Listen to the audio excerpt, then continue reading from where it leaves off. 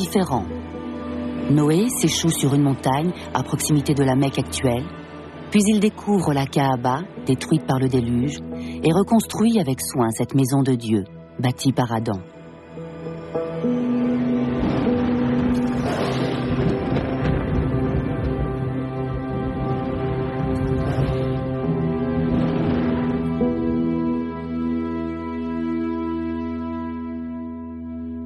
D'un point de vue scientifique, la forme de cet édifice est intéressante. Les historiens des religions qui cherchent des précédents ne trouvent pas d'exemple direct. On constate des similitudes avec les temples de l'Arabie du Sud, qui présentent néanmoins certaines différences. Leur construction est bien plus élaborée. La Kaaba est une construction très simple, avec très peu d'éléments distinctifs. Elle est avant tout le siège de la présence divine pour les croyants.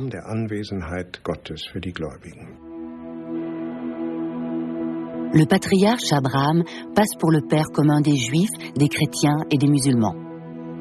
Parvenu à un âge avancé, il voit enfin naître le fils promis par Dieu. Et c'est précisément ce fils si longuement désiré que Dieu exige en sacrifice.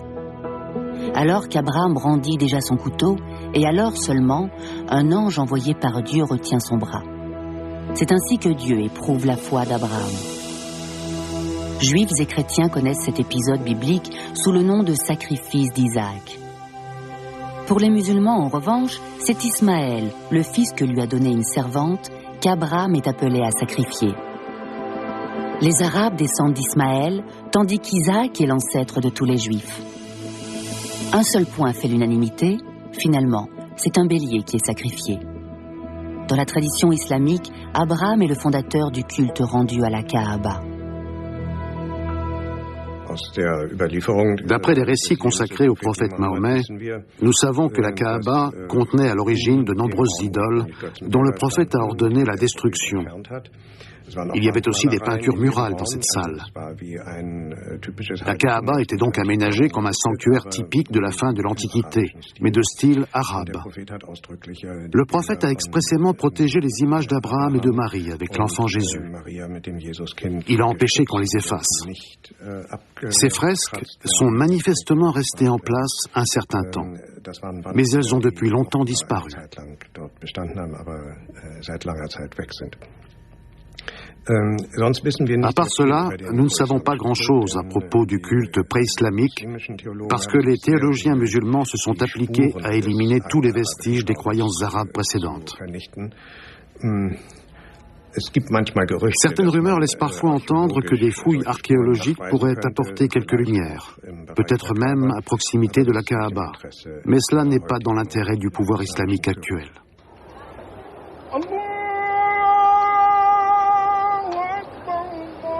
Allah est grand et Mahomet est son prophète.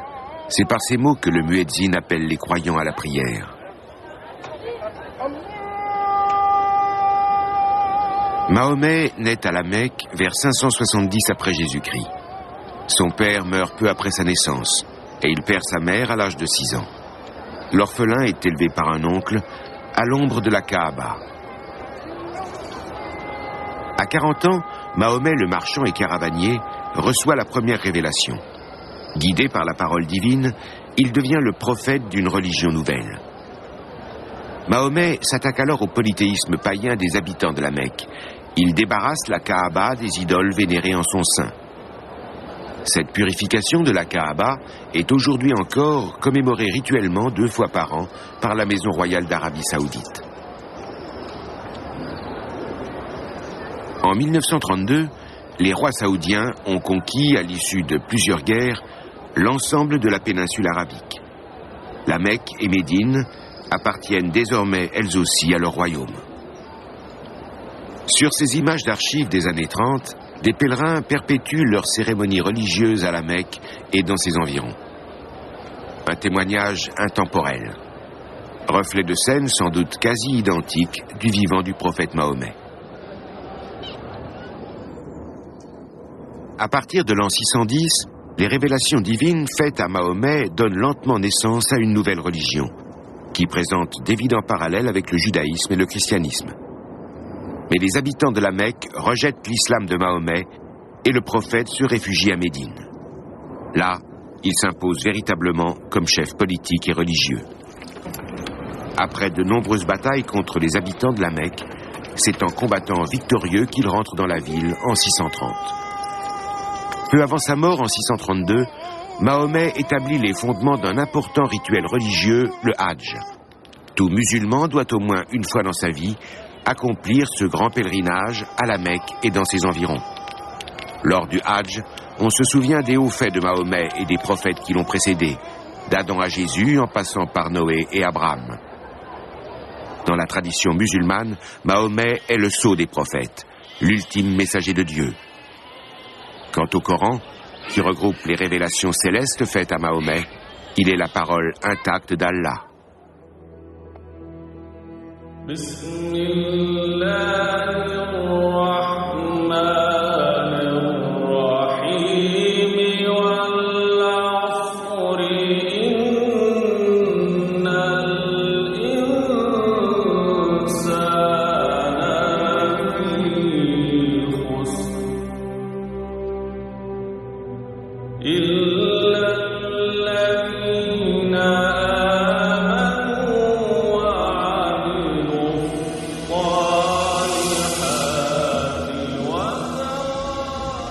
Le tombeau du prophète Mahomet se trouve à Médine, si bien que le pèlerinage à la Mecque se complète souvent d'une visite à cette ville qui frôle aujourd'hui le 1 million d'habitants.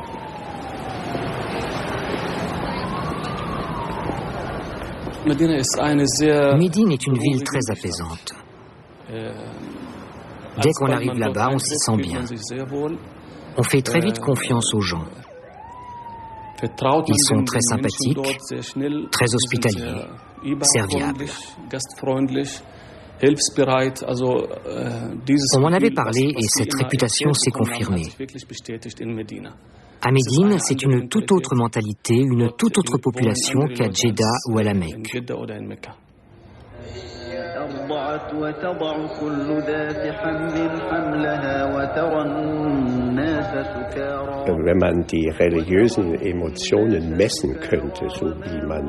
Si l'on pouvait mesurer les émotions religieuses, comme on mesure la radioactivité avec un compteur Geiger, on constaterait probablement qu'au cours du Hadj, la ferveur religieuse des centaines de milliers de pèlerins est tout aussi élevée, voire plus élevée, à Médine qu'à la Mecque.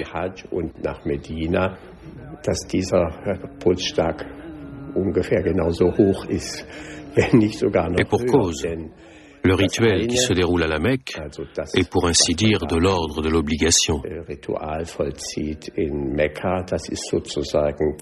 C'est un devoir religieux.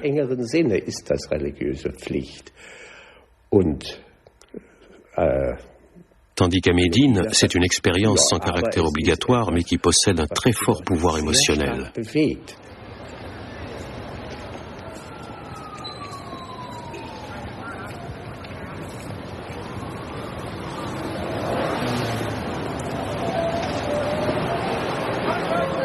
La tradition veut que le pèlerin ramène un petit cadeau à ses enfants, à sa mère et à ses frères et sœurs s'il en a.